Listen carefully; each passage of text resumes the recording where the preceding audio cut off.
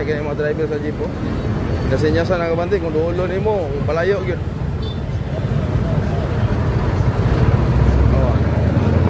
Dala na og ticket, kita na ticket na wala. So kay pasipat.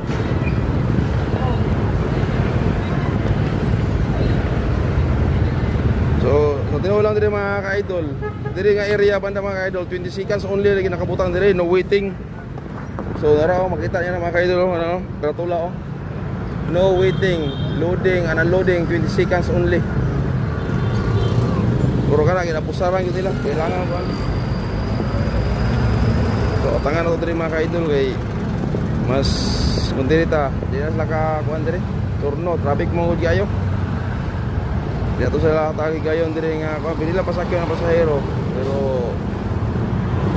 kuan lang pick up lang pag sakay ng pasahero mabawa pasahero pakuman lakaw di lang yun lang na magturno kay loy ko pasahero din ato pasakyan o mong terminal dire mga ka-idol no.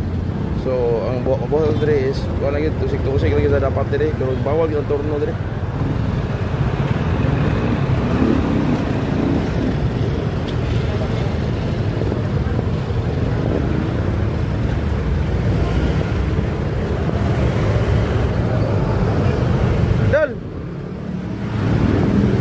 Idol, kumina, gibawalan mo na ko dito nga magturno.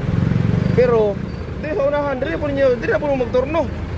O sa mga giday? Wala ko mong kuhan, pasahero. Asa ipaabotin mo? Asa ipaabotin mo, sir? Ay, tampat ko na. Ah, tambalin mo ipalit. Isa ipaabotin mo? Kauban mo na? O karon pa ka mo palit?